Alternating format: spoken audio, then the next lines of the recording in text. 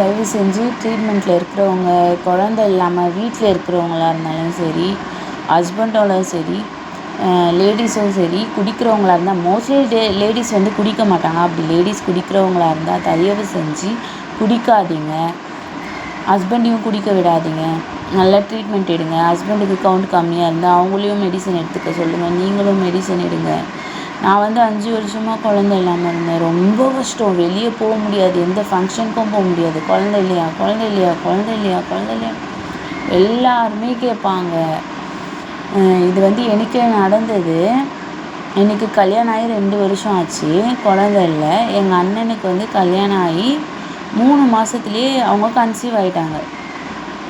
Conceive ஆகிட்டு அவங்களுக்கு வந்து 5ஆவது மாதம் வந்து நான் பண்ணணும். நாத்தனார் 5ஆவது மாதம் பூ முடிக்கணும்னு சொன்னாங்க. அதை நான் தான் செய்கிறேன். ஒரு பாட்டி வந்தாங்க, எல்லாரும் வச்சாங்க. லாஸ்ட்டில் என்னை வெய்யி அப்படின்னு சொன்னாங்க. அந்த பாட்டி என்ன சொன்னாங்க, நீயா வைக்கிற, உனக்கு என்ன குழந்தையா இருக்குது, நீ என்ன புள்ளையா பெற்றுட்ட. அந்த வார்த்தையை கேட்டவுடனே எனக்கு செம்ம அழுக, தாங்கவே முடியல. கத்தி அழுகுறேன். ஒரு தனியாக ஒரு ரூமுக்கு ஓடி போயிட்டு கத்தி அழுகுறேன். அப்புறம் எல்லாரும் வந்து என்னை சமாதானப்படுத்தினாங்க. இந்த மாதிரி ரொம்ப கஷ்டம். குழந்தை இல்லைன்னா ரொம்ப கஷ்டம். எல்லோரும் ரொம்ப ஒரு மாதிரியாக பேசுவாங்க. நிறைய ட்ரீட்மெண்ட்டு பார்த்தோம். அது எப்படி விவரிக்கிறதுனே எனக்கு தெரியல. அவ்வளோ ஒரு ட்ரீட்மெண்ட்டும் ரொம்ப கஷ்டம். அதை நினைக்கும் போது ரொம்ப டாக்டர் வந்து போகும்போதெல்லாம், ஹாஸ்பிட்டலுக்கு போகும்போதெல்லாம் 5000 அந்த மாதிரி தான். 5000 10,000 டேப்லெட்லாம் எழுதி தருவாங்க. இந்த மாதம் நிற்கும், கருமுட்டை வளர்கிறதுக்கு மாத்திரை தரேன்னு சொல்லுவாங்க. இந்த மாதம் நின்றுடும்னு சொல்லுவாங்க. கருமுட்டை நல்லா வளர்ந்துச்சுன்னு சொல்லுவாங்க. ஆசையாக இருப்பேன், அது வெடிக்க வைக்கிறதுக்கு மாத்திரை கொடுப்பாங்க. குழந்தை நிற்கிறதுக்காக மாத்திரை கொடுப்பாங்க. ஒரு மாதமும் ரொம்ப கஷ்டப்படுவேன். இப்போ நிற்குமா, அப்போ நிற்குமா, படுத்துக்கிட்டே இருக்கணும்னு சொல்லுவாங்க. ஒரு ஹாஸ்பிட்டலுக்கு போனால் அதே மாதிரி ட்ரீட்மெண்ட் தான். 2ஆவதும் ஒரு ஹாஸ்பிட்டலுக்கு போனால் அதே மாதிரி ட்ரீட்மெண்ட் தான். 3ஆவதாக ஒரு ஹாஸ்பிட்டலுக்கு போனால் அங்கே IUI பண்ணணும் அப்படின்னு சொன்னாங்க. IUI பண்ணேன். எப்படின்னா அந்த ப்ராசஸ்ஸு ஃபஸ்ட்டு வந்து பீரியட்ஸ் வர வைப்பாங்க. பீரியட்ஸ் வந்து அப்புறமா கருமுட்டை வளர்கிறதுக்காக டேப்லெட் கொடுப்பாங்க. அந்த டேப்லெட்டு சாப்பிட்டுட்டே வரும்போது அந்த கருமுட்டை வளர்றதான்னு பார்க்குறதுக்கு ஒரு நாள் விட்டு ஒரு நாள் வந்து ஹாஸ்பிட்டலுக்கு வந்து ஸ்கேனுக்காக போவோம். போயிட்டு அந்த கருமுட்டை வளருதா, அது எப்போ வெடிக்கும் அப்படின்றதெல்லாம் பார்ப்பாங்க. ஓகே, டேப்லெட் போட்டுகிட்டே இருந்தேன். கருமுட்டையும் வளர்ந்துடுச்சின்னு சொன்னாங்க. வெடிக்கிற அந்த மாத்திரை போட்டு கருமுட்டை வளர்கிற போதும் வெடிக்கும் போது அது வலி சொல்லவே முடியாது. ஒரு நாள் தண்ணி தூக்கிட்டு வரேன், பட்டுன்னு அப்படியே வயிற்றில் அப்படியே வெடிக்கிற மாதிரி வலி, செம்ம வலி, தாங்கவே முடியல. இங்கேருந்து ஹாஸ்பிட்டலுக்கு ஓடினேன். ஈவினிங் டைமில் டாக்டர் இல்லை, நீங்கள் வந்து மறுநாள் வாங்க அப்படின்னு சொல்லிட்டாங்க. அது 24 hours வந்து அந்த முட்டை வந்து வெடித்து இருக்குமா. நாங்கள் மறுநாள் காலையில் போகிறோம், 8 மணிக்கு போகிறோம். 8 மணிக்கு வர சொன்னவங்க மதியானம் 1 மணிக்கு அந்த ப்ராசஸை ஸ்டார்ட் பண்ணுறாங்க. போயிட்டு எங்கள் ஹஸ்பண்டோடைய விந்தணுவை எடுத்துகிட்டு வர சொல்கிறாங்க. அதை இது பண்ணி அப்புறமா எனக்கு அது செலுத்தும் போது வலி இருக்குது பாருங்கள், அது பயங்கரமான வலி. அந்த வலியை வந்து விவரிக்கவே முடியாது, அப்படிப்பட்ட வலி. சரி, ஓகே. அந்த வலி அங்கேருந்து வீட்டுக்கு வந்தோம். படுத்துக்கிட்டே இருக்கணும், எழுந்துக்கக்கூடாது, எந்த வேலையும் செய்யக்கூடாது. அப்படி டாக்டர் வந்து சொல்லி அனுப்பிச்சாங்க. வெயிட்லாம் தூக்கக்கூடாது, சின்ன சின்ன வேலைங்க செஞ்சுக்கலாம், ஆனால் ரொம்ப ஸ்ட்ரெயின் பண்ணிக்கக்கூடாது அப்படின்னு சொல்லிட்டு சொன்னாங்க. வந்தேன். நான் எந்த வேலையுமே செய்யலை, அம்மா தான் எல்லாமே பார்த்துக்கிட்டாங்க. நான் படுத்துக்கிட்டே தான் இருந்தேன். எழுந்துப்பேன், சாப்பிடுவேன், அவ்வளோதான், படுத்துப்பேன். கரெக்டாக 25ஆவது நாள் பீரியட்ஸ் வந்து 25ஆவது நாள் எனக்கு பீரியட்ஸ் வந்துச்சு. அழுக தாங்கவே முடியல. அழுகுறேன், பயங்கரமாக அழுகுறேன். என் ஃப்ரெண்டு ஒருத்தர், அவங்களுக்கு குழந்தை இல்லாமல் இருந்தாங்க. அவங்க வந்து அங்கேருந்து ஆகாஷ், வடபழனி ஹாஸ்பிட்டலில் ட்ரீட்மெண்ட் செங்கல்பட்டுலேருந்து வந்தா. அங்கே வந்து ட்ரீட்மெண்ட் எடுத்து அவளுக்கு 2 ட்வின்ஸு, பொண் குழந்த. அவளுக்கு நான் ஃபோன் பண்ணுறேன். அது வரைக்கும் எனக்கு தெரியாது அவள் ப்ரெக்னெண்ட்டாக இருக்கா அப்படின்னு சொல்லிட்டு. நான் ஃபோன் பண்ணி அழுகுறேன், இந்த மாதிரிடி அப்படின்னு சொல்லிட்டு. நான் ஃபோன் பண்ணல, அவளே தான் எனக்கு ஃபோன் பண்ணா. நான் அழுதுகிட்டே இருக்கும்போது அவள் எனக்கு ஃபோன் பண்ணுறா. இந்த மாதிரி சொல்கிறா, நான் அங்கேருந்து இங்கே வந்தேன், ஃபோன் மூலயமா பார்த்தேன் அப்படின்னு சொல்லிட்டு. சரி நம்மளும் போகலாம் அப்படின்னு சொல்லிட்டு மறுநாளே பீரியட்ஸ் வந்தேன். மறுநாளே நான் கிளம்பி போகிறோம். எனக்கு பெயின்னா பெயின், செம்ம பெயின், சொல்லவே முடியல. அந்த மாதிரி பெயின், உட்காரவே முடியல. ஏன்னா அந்த ப்ராசஸ்லாம் பண்ணாங்க இல்லையா, அதனாலேயா கூட இருக்கலாம். அப்புறம் போயிட்டு, ஆனால் செலவெல்லாம் பயங்கரமாக ஆச்சு அந்த ஹாஸ்பிட்டலில்.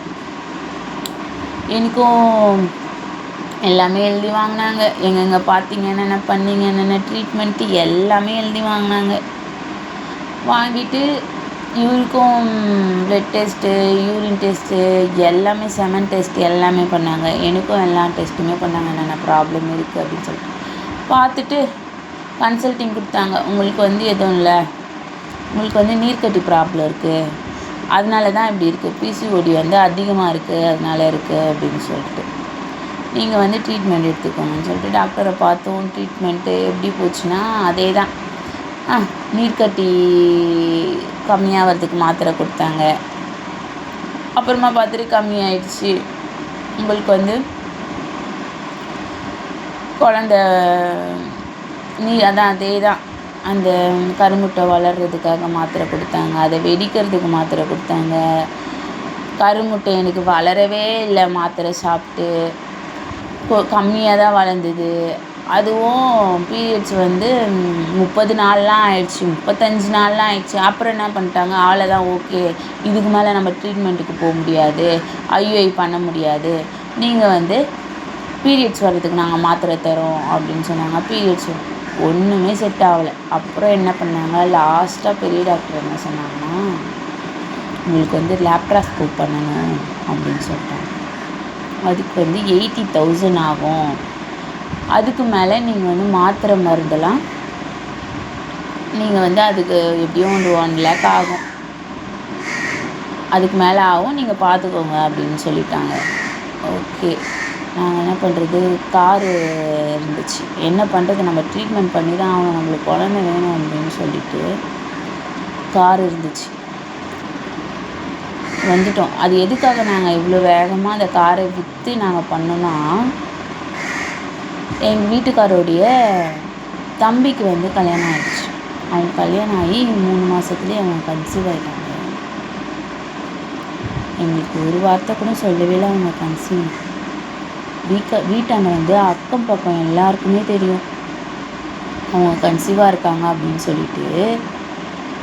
எல்லோரும் சொல்லிட்டாங்க என்கிட்ட, இந்த மாதிரி கன்சீவாக இருக்காங்க, எனக்கு தெரியுமா உனக்கு, எனக்கு தெரியாதே, யாரும் சொல்லலையே அப்படின்னு சொல்லிட்டு எங்கள் ஹஸ்பண்டோடைய ஒய்ஃப்கிட்டேயே நான் கேட்குறேன், என்னம்மா நீ இப்போ ப்ரெக்னெண்ட்டாக இருக்கியாமே அப்படின்னு சொல்லிட்டு.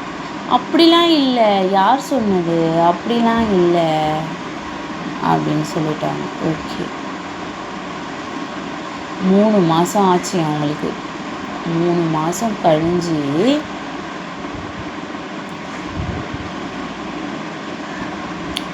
வந்து காலையில் ஒரு 7 மணி இருக்கும், வாசல் பெருக்கிறாங்க.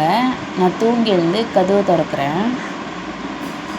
அப்போ சொல்கிறாங்க, செக் பண்ணி பார்த்தேன், 4 மாதம் ஆயிடுச்சு அவங்களுக்கு, செக் பண்ணி பார்த்தேன், இப்போ தான் 45 நாளாக கன்ஃபார்ம் ஆயிடுச்சு. அதை சொல்லி கரெக்டாக 1 மாதத்துலேயே அவங்களுக்கு 5ஆம் மாதம் சீமந்தம் பண்ணுறாங்க.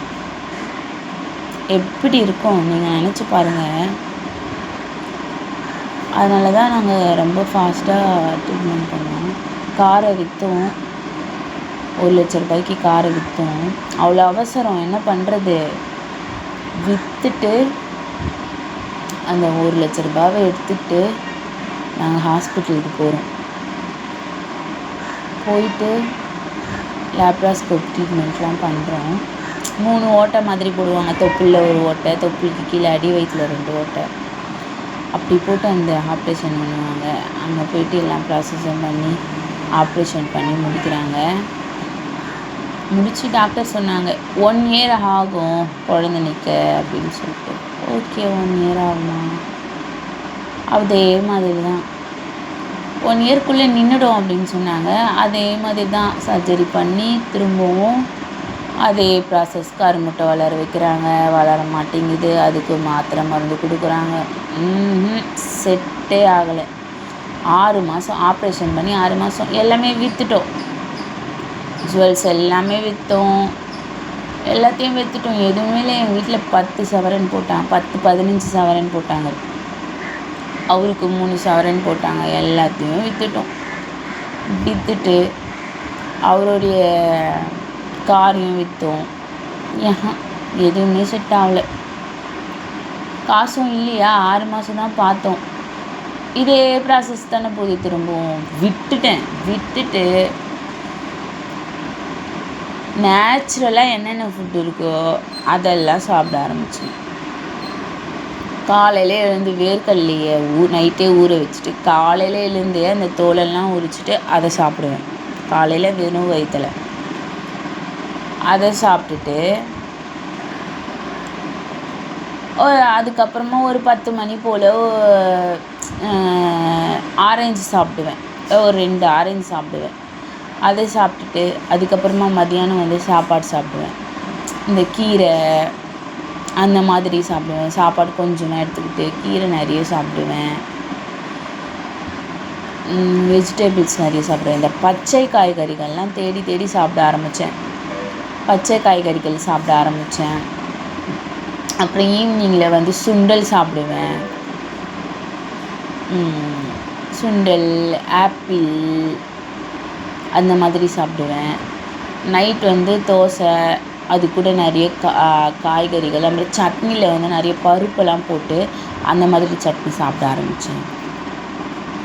இதெல்லாம் சாப்பிட்டேன். மாதுளம்பழம் நிறைய சாப்பிட்டேன் அந்த டைமில். அப்புறம் பீரியட்ஸ் வந்து இந்த மலை வேப்பிலை சொல்லுவாங்கள்ல, அதெல்லாம் ஸ்டார்டிங்லேருந்தே குடிச்சிட்டு இருந்தேன். ஆனால் அப்பயும் அந்த பீரியட்ஸ் வரும்போதோ குடிப்பேன். 3ஆவது நாள்லேருந்து 5ஆவது நாள் வரைக்கும் 3 நாள் குடிப்பேன். அந்த மாதிரி குடித்தேன். அம்மா கொடுப்பாங்க, அதை குடித்தேன். அப்புறம் அப்படியே போச்சு. 6 மாதம் ஆச்சு, 7 மாதம் ஆச்சு, 8 மாதம் ஆச்சு. அப்படியே தான், அதே தான். 6 மாதத்துலேருந்து இதெல்லாம் பண்ண ஆரம்பித்தேன். இதெல்லாம் சாப்பிட்டுட்டே வந்தேன். கண்டினியூஸாக சாப்பிட்டுட்டே வந்தேன். லாக்டவுன் பீரியட் வந்துடுச்சா, அப்போ ஹஸ்பண்டும் அவருக்கு வேலை இருந்துச்சு. ஏன்னா அவர் வந்து ப்ளூ கிராஸில் வேலை செய்கிறார் டிரைவராக. அதனால் அவருக்கு வேலை இருந்துச்சு, அவர் போயிட்டு இருந்தார். இதெல்லாம் நான் சாப்பிட்டேன். சோளம் ஸ்வீட் கார்ன் இல்லையா, அந்த சோளம்லாம் சாப்பிட்டேன் நிறைய. இதெல்லாம் சாப்பிட்டு விரதம் இருந்தேன். சாய்பாபாவுக்கு வந்து சாய்பாபாவை வேண்டிக்கிட்டு அவர்கிட்ட எல்லாத்தையும் சொல்லி அழுவேன். எனக்கு இப்படி இருக்குது, அப்படி இருக்குது, இவ்வளோ கஷ்டமாக இருக்குது. ஒரு ஃப்ரெண்ட்கிட்ட பேசுகிற மாதிரி எல்லாமே சொல்வேன். சொல்லி இந்த வியாழக்கிழமை போவேன். சொல்லி அழுவேன். அவரை வேண்டிப்பேன். 9 வாரம் விரதம் இருக்க சொன்னாங்க. இருந்தேன். அவர்கிட்ட நான் சொல்லிட்டேன் விரதம் இருக்கும்போதே சாய்பாபா கிட்ட, சாய்பாபா நான் வந்து உனக்கு விரதம் இருக்கிறேன், நீ வந்து இந்த 9 வாரம் முடியறதுக்குள்ளே எனக்கு வந்து ரிசல்ட்டு சொல்லிடணும் அப்படின்னு சொல்லிட்டு. அப்புறம் சாய்பாபாவுக்கு விரதம் இருக்கும்போதே இங்கே பக்கத்தில் ஒரு கோவில் இருக்குது, ஏரியாவில் இருக்கிற கோவில் தான். ஒருத்தவங்க சொன்னாங்க, அம்மா என் மருமக வந்து செவ்வாய்க்கிழமை துர்கை அம்மனுக்கு விளக்கு போட்டாங்க, நீயும் செய்யுமா, நீயும் விளக்கு போடுமா, நம்ம ஏரியாவில் இருக்கிற கோயிலையே நீ போடு, நம்ம ஏரியாவில் எல்லை விட்டு எல்லை போய் போட்டால் கோவப்படுவாங்க, நீ சாமி நீ எல்லையில் இருக்கிற கோவிலையே போடுமா, அரச மரம் இருக்கிற கோவிலில் போடு அப்படின்னு சொல்லிட்டு சொன்னாங்க. சரின்னு சொல்லிவிட்டு துர்கை அம்மனுக்கும் செவ்வாய்க்கிழமை விளக்கு போட சொன்னாங்க. 7 வாரம் போட சொன்னாங்க. நானும் போட்டேன். விநாயகருக்கு விளக்கு போட சொன்னாங்க திங்கக்கிழமை, அதுவும் செஞ்சேன். அதே டைம்லேயே அதே மாதத்துலேயே நான் இதெல்லாம் சொல்கிறேன். அதுவும் செஞ்சேன். திங்கக்கிழமை விநாயகருக்கு, செவ்வாய்க்கிழமை துர்கை அம்மனுக்கு, வெள்ளிக்கிழமை அம்மனுக்கு, வியாழக்கிழமை சாய்பாபாக்குன்னு எல்லா விரதம் காலையிலேருந்து ஈவினிங் வரைக்கும் விரதம் இருந்து விளக்கு போட்டு அப்புறம் சாப்பிடுவேன். சாய்பாபாவுக்கு காலையிலேருந்து ஈவினிங் வரைக்கும் விரதம் இருந்து அப்புறம் சாப்பிடுவேன். விநாயகருக்கு காலையிலேருந்து விரதம் இருந்து அப்புறம் சாப்பிடுவேன். அது மாதிரி விரதமே தான் இருந்தேனே. இருந்து கரெக்டாக செவ்வாய்க்கிழமை துர்கை அம்மனுக்கு வாரம் 5வது வாரம். சாய்பாபாவுக்கு கரெக்டாக 7வது வாரம். இதெல்லாம் அதே டைமில் தான், அதே மாதத்தில் தான் இருக்கிறேன். செக் பண்ணி பார்த்தா சரி நம்மளுக்கு 35 நாள் ஆயிடுச்சு, இன்னும் பீரியட்ஸ் வரலையே, சும்மா டெஸ்ட் பண்ணி பார்ப்போம், நம்ம தான் விரதம் இருக்கணும்ல, சும்மா பார்ப்போம் அப்படின்னு சொல்லிட்டு பார்த்தா ஒரே ஒரு கோடு தான் வந்தது.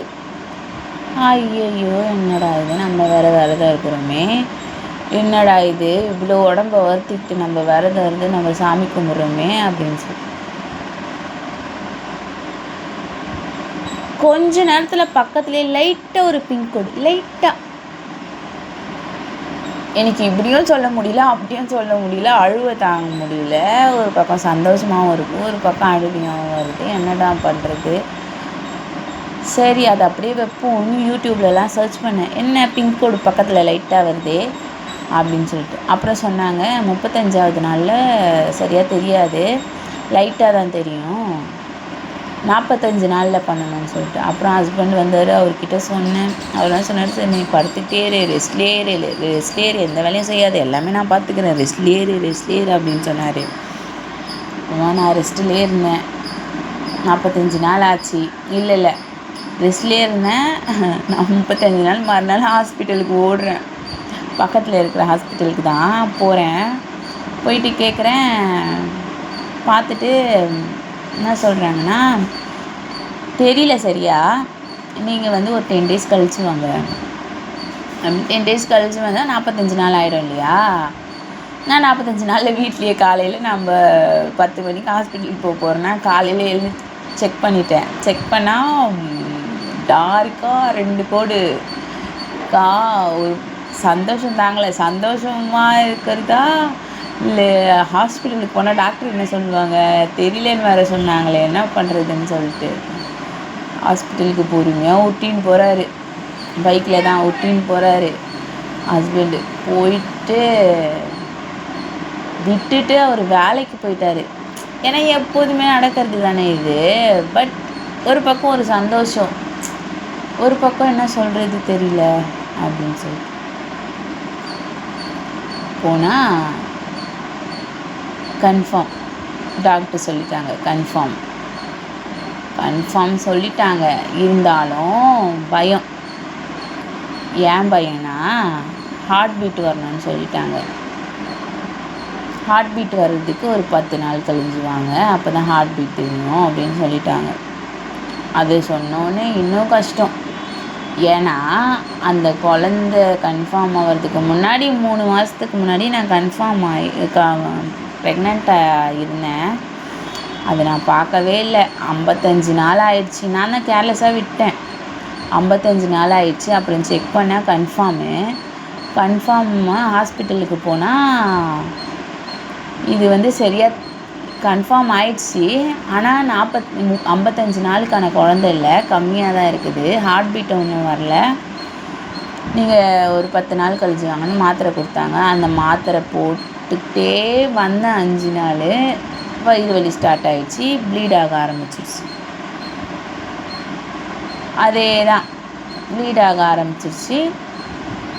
நைட்டு மணி 1 மணி. எந்த ஹாஸ்பிட்டலுமே இல்லை. வடபழனி ஆகாஷுக்கு தான் ஓடனா அவங்க சொல்லிட்டாங்க, இது ஹார்ட் பீட் இல்லை, நின்று போச்சு, ஹார்ட் பீட்டு நின்று 3 நாள் ஆகுது, இதை கிளியர் பண்ணணும் அப்படின்னு சொல்லிட்டு அங்கே கிளியர் பண்ணிவிட்டு அங்கே ஒரு 60,000 ரூபாய் செலவு பண்ணி அங்கேருந்து கிளியர் பண்ணி வீட்டுக்கு வந்தோம்.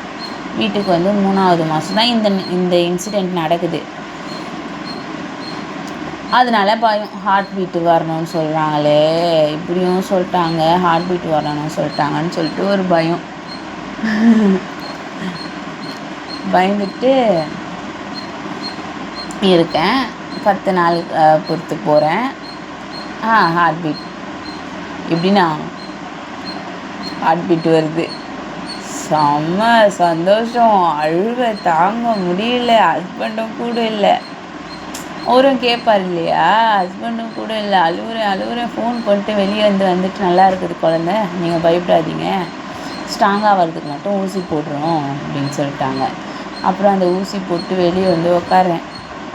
அழுவ தாங்க முடியல. ஃபோன் போட்டு திரும்பி அழுவுறேன். ஹார்ட் பீட்லாம் கேட்டுச்சு.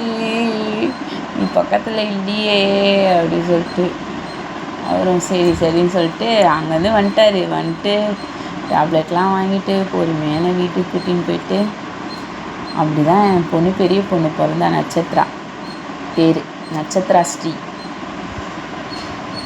இதெல்லாம் நான் பண்ணிவிட்டு சரி நம்மளுக்கு ஒரு குழந்த பிறந்துருச்சு அப்படி சொல்லிட்டு ஆப்ரேஷன் பண்ணி தான், சிசேரியனு ஆப்ரேஷன் பண்ணி தான் பிறந்துச்சு. சரி ஓகே அப்படின்னு சொல்லிட்டு 1 வயசு ஆயிடுச்சு.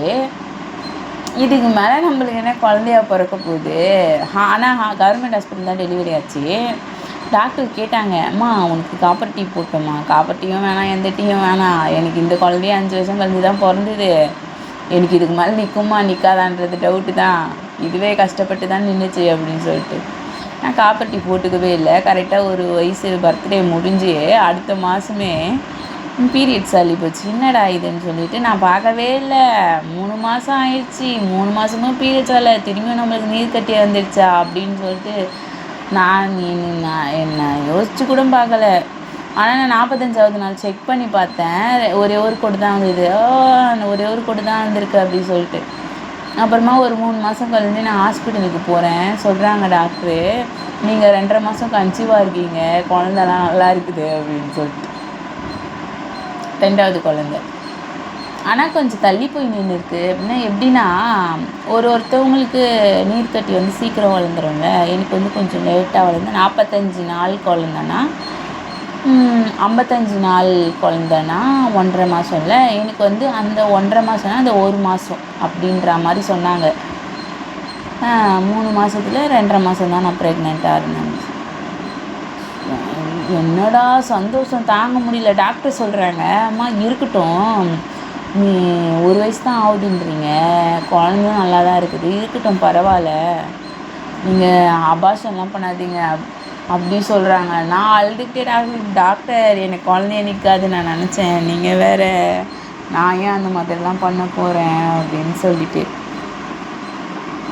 2வதும் பிறந்தாங்க. 2வது குழந்தை பேர் பொண்ணு, 2வதும் பொண்ணு, அவன் பேர் கார்த்திகை ஸ்ரீ. அப்புறம் நான் ஆப்ரேஷன் பண்ணிட்டேன். போதும் 2 குழந்தை போதும், கடவுள் கொடுத்தது கிஃப்ட்டு 2மே போதும் அப்படின்னு சொல்லிட்டு, ஏன்னா எனக்கு 2மே சிசேரியன் இல்லையா, அதுக்கு மேலே தாங்க முடியாது அப்படி சொல்லிட்டாங்க. சரி ஓகே ஆப்ரேஷன் பண்ணிட்டேன். அவங்க நட்சத்திர ஸ்ரீ ஸ்கூலுக்கு போயிருக்காங்க. 2வது அம்மா இன்னும் தூங்கிட்டு இருக்கிறாங்க. மணி என்ன ஆகுதுன்னா மணி 9 ஆகுது. தூங்குறாங்க மேடம். நைட்டெல்லாம் முழிச்சிட்டு இருந்தாங்களா, அதனால தூங்குறாங்க. இங்கே வாம்மா கார்த்திமா, இங்கே வா, இங்கே வா, இங்கே வா, இங்கே பாரு, இங்கே பாரு.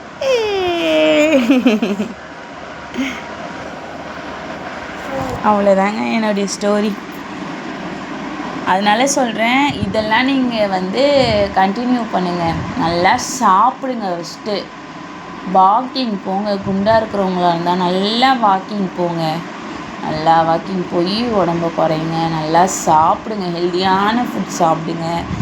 கடவுளுக்கு நீங்கள் மனுஷங்கக்கிட்ட சொல்லிட்டு அழுகுறீங்களோ இல்லையோ, கடவுள்கிட்ட சொல்லிவிட்டு அழுவுங்க. உங்கள் கஷ்டத்தை எல்லாம் அவங்கக்கிட்ட சொல்லிட்டு அழுவுங்க. இந்த மாதிரி இருக்குது, இந்த மாதிரி இருக்குது, இந்த மாதிரி இருக்குது அப்படின்னு சொல்லி நீங்கள் அவங்கக்கிட்ட ஒரு ஃப்ரெண்டாக சொல்லி நீங்கள் அழுதிங்கன்னா கண்டிப்பாக அவங்க கொடுக்காம இருக்க மாட்டாங்க. லேட்டானாலும் அவங்க கொடுக்காம இருக்கவே மாட்டாங்க. தயவு செஞ்சு நீங்கள் மனுஷங்கக்கிட்ட சொல்லி அழுதா, நம்ம இங்கே சொன்னோன்னு வச்சுக்கோங்களேன், நம்ம பின்னாடி போயிட்டு சொல்லிவிட்டு நம்ம அடுத்தவங்கக்கிட்ட சொல்லிவிட்டு சிரிப்பாங்க. எனக்கு நடந்ததை நான் சொல்கிறேன். சிரிப்பாங்க. இதுவே கடவுள்கிட்ட சொன்னால் நம்ம மனுஷம் பாரம் இறங்குன மாதிரி இருக்கும், கடவுளும் நம்மளுக்கு நல்லது தான் செய்வாங்க. கடவுளை நம்புங்க. எந்த கடவுளாக இருந்தாலும் சரி. முஸ்லீம் கும்பிட்றவங்க முஸ்லீம் அல்லா கிட்ட சொல்லுங்கள், கிறிஸ்டின் கும்பிட்றவங்க ஏசப்பா கிட்ட சொல்லுங்கள், மேரி மாதாவை கும்பிட்றவங்க மேரி மாதா கிட்ட சொல்லுங்கள், இந்து சாமி கும்பிட்றவங்க முருகராக இருக்கட்டும், சாய்பாபாவாக இருக்கட்டும், எந்த சாமி உங்களுக்கு அம்மனாக இருக்கட்டும், எந்த சாமி இஷ்ட தெய்வமோ எல்லா சாமிக்கிட்டேயும் போய் சொல்லுங்கள். செவ்வாய்க்கிழமை தயவு செஞ்சு விளக்கு போடுங்க. விரதம் இருந்து துர்கை அம்மனுக்கு விளக்கு போடுங்க. சாய்பாபா கிட்ட போயிட்டு சொல்லுங்கள். வேலைக்கிழமை அவர் பூஜை பண்ணுங்கள். வீட்லேயே கூட நீங்கள் கோயிலுக்கு போகணுன்னு அவசியமே கிடையாது. வீட்லேயே ஒரு சாய்பாபா வாங்கி வச்சு அவர்கிட்ட சொல்லி அழுங்க, எனக்கு இந்த மாதிரி இருக்க அப்படி சொல்லிட்டு ஒரு நெய்வேத்தியம் ஒன்று வச்சுட்டு, நெய்வேத்தியம்னா எதுவுமே இல்லை, ஒரு பிஸ்கெட் வைக்கலாம், ஒரு பால் வைக்கலாம் சர்க்கரை போட்டு, அந்த மாதிரி அவர்கிட்ட வச்சு சொல்லிவிட்டு அழுங்க. உங்கள் கஷ்டத்தெல்லாம் மனுஷங்க கிட்ட சொல்லாதீங்கங்க, கடவுள்கிட்ட சொல்லுங்கள். எல்லாமே உங்களுக்கு நல்லதாகவே நடக்கும். அதுதான் சொல்லிக்கிறேன். அவ்வளோதான். தேங்க்யூ. நன்றி.